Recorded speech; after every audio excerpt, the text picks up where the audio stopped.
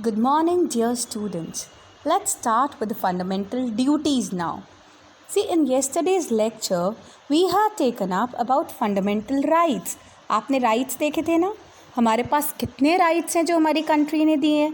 Right to equality, right to freedom of speech, right to any religion, right to justice, travel anywhere in the country. Even आपके पास right है to choose your own profession. तो बच्चे, जो country हमारे को इतनी rights देगी, क्या आपकी कोई उस कंट्री के लिए ड्यूटी नहीं बनती है. So that's why we have the fundamental duties.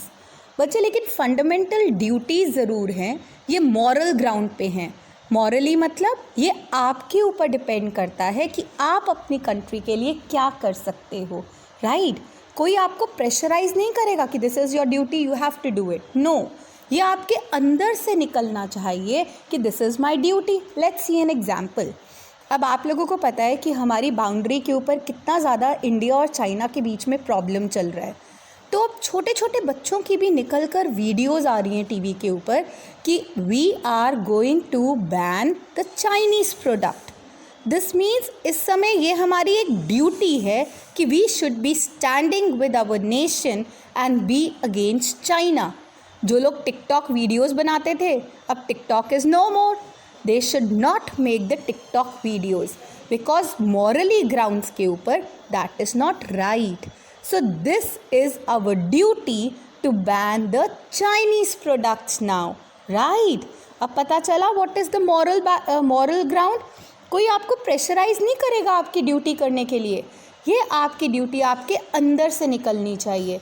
और बाय चांस अगर आप अपनी ड्यूटी को ना भी फॉलो करो तो कोई आपको कोर्ट भी नहीं लेकर जा सकता. Right.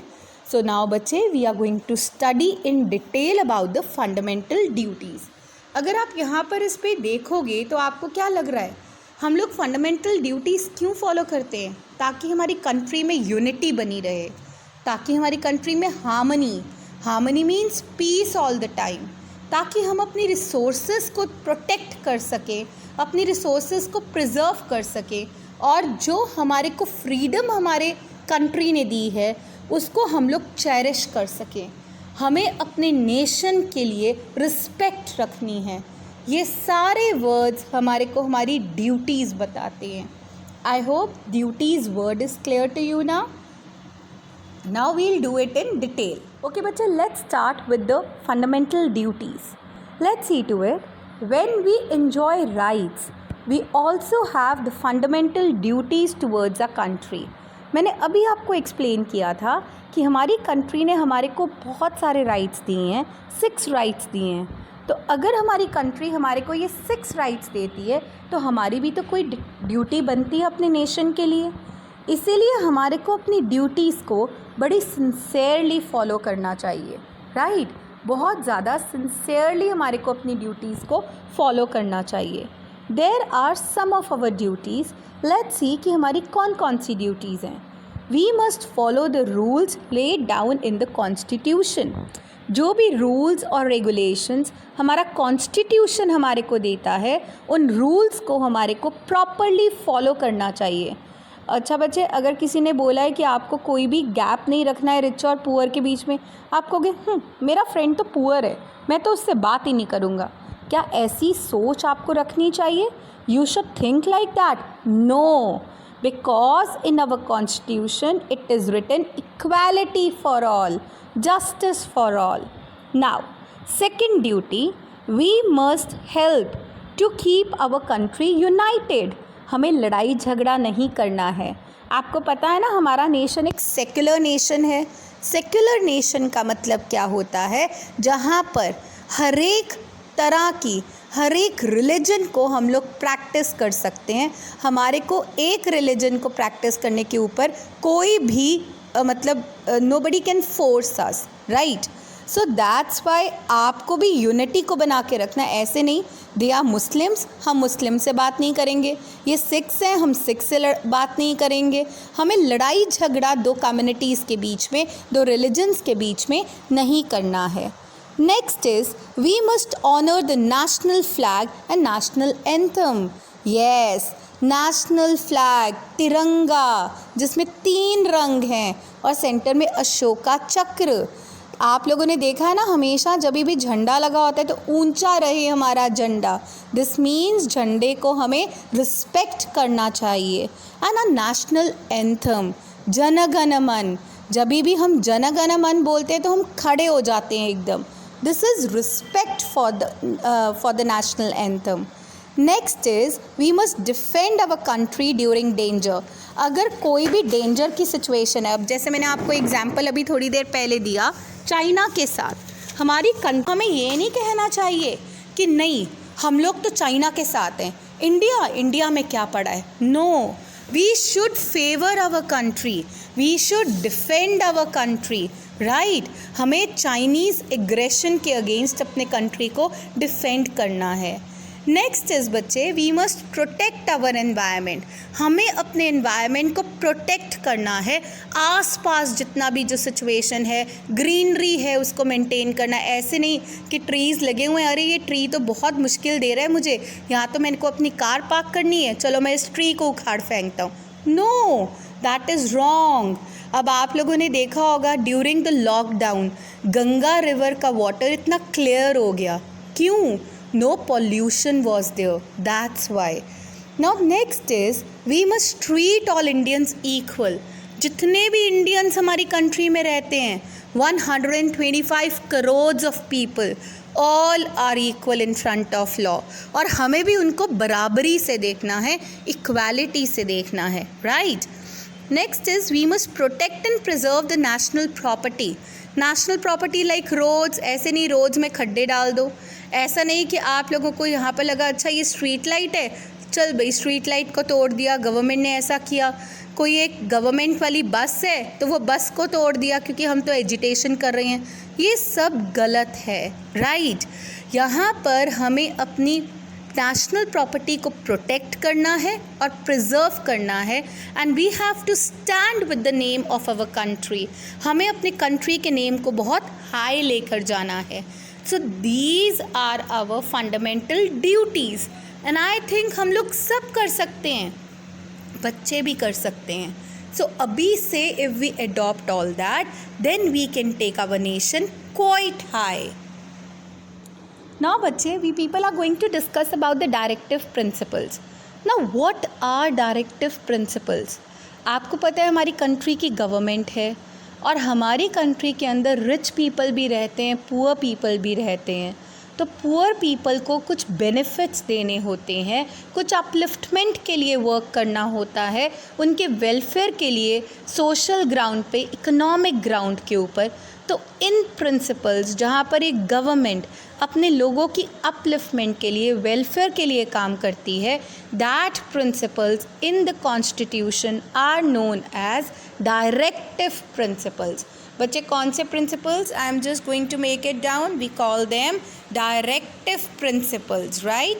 What do you call them? You call them directive principles. Is that clear? Now बच्चे just try to understand. The Constitution of India has laid down certain guidelines.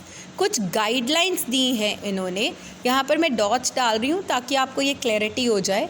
For the welfare of its people, and these are meant for the government at the center and in the states also. कहाँ पर? You should remember it is even there at the state and even at the center. Is that clear? और इन principles को हमें follow करना पड़ता है, and we call them what? Directive principles. What do you call them? Directive principles here. Some of them are mentioned below, and let's see कि कौन कौन से डायरेक्टिव प्रिंसिपल्स है. Providing proper living condition for all the citizens. हमारे जितने भी citizens हैं ना, we should provide them good living conditions. Is that clear? What type of conditions should be provided?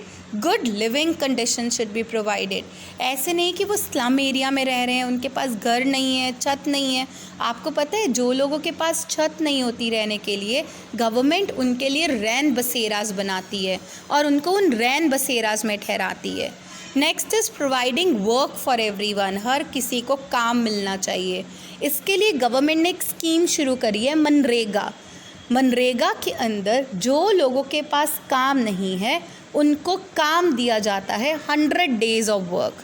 Next is providing free and compulsory education, very important point बच्चे, education बहुत important है, इसीलिए free and compulsory education for the people up to the age of 14 years. और इसके लिए हम लोगों को पता है there is an RTE act. कौन सा एक्ट है बच्चों? RTE एक्ट है। Is that clear? Right to education, isn't it? Next is हमारे को क्या देखना है? ensuring that some people do not become rich by exploiting others। Government time to time देखती रहती है बच्चे, रिच के ऊपर टैक्स लगाती है ना, तो टैक्सेस रिच से कलेक्ट करती है और देखती रहती है कि कहीं कोई किसी को एक्सप्लॉइट कर तो नहीं रिच बन रहा। Is that clear? Poor people का हिस्सा ले रहा है अपने लिए और रिच पीपल अपने पास सारा पैसा रखी जा रहा है, कहीं ऐसा तो नहीं हो रहा। Last is improving the conditions of weaker sections. जो हमारे वीकर सेक्शंस हैं उनकी जो कंडीशन है उनको इम्प्रूव करना, उनको कुछ ना कुछ बेनिफिट्स देना, उनको सोसाइटी के अंदर कोई सब्सिडीज़ देना, इस तरह से government is working for their upliftment. Now बच्चे, I hope in this session you are perfectly clear regarding the fundamental duties and regarding the directive principles. Now we'll have a small brush up of the whole chapter. बच्चे, some countries in the world follow their state religion. कुछ countries state religion को follow करती हैं। पाकिस्तान के अंदर अब सिर्फ इस्लाम है। They only tell everyone कि you have to follow Islam. Muslim countries follow Islam while Israel follow Judaism. Is that clear? Judaism. Now many countries follow Christianity also, right? Now let's recall it.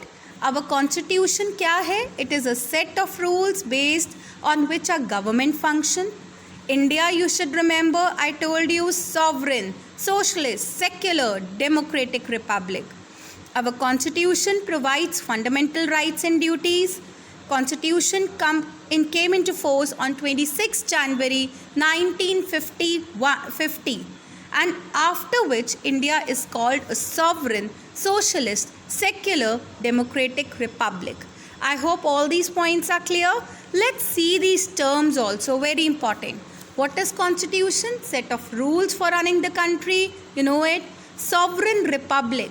Sovereign Republic means जहाँ पे हमारी country independently work करेगी, कोई और country हमारे को मतलब ये नहीं कह सकती कि you have to follow this thing, dictate नहीं कर सकती है। Is that clear? They have no authority on our country. हमारी कंट्री खुद के रूल्स को फॉलो करेगी, खुद की रेगुलेशंस के बेसिस पे काम करेगी। Secularism means freedom to practice any religion and respect all religions equally. It only happens in India. Do remember, Bharat महान देश है। Next is socialism. Socialism means that government will ensure equality. हर तरफ equality है। Equality in rights है, equality in justice. Everyone is equal in front of law. तभी तो government poor people के लिए बहुत बेनिफिट्स देती है, उनको अपलिफ्टमेंट करने के लिए बहुत वर्कआउट करती है। Next is democracy. Do remember, government of the people, by the people, for the people, right? जो गवर्नमेंट है वो लोगों की है, वो लोगों के लिए काम करेगी और लोगों ने ही उसको बनाया है। I hope the whole chapter might be clear now. And one more thing, you will be finding all the videos in the YouTube channel of our school, Academic Heights Public School, Shri Ganganagar, and I have created a playlist also. तो उस playlist में आपको सारी EVS की videos भी मिल जाएंगी. If you have missed any of the video, you can watch it there. Thank you and like the channel.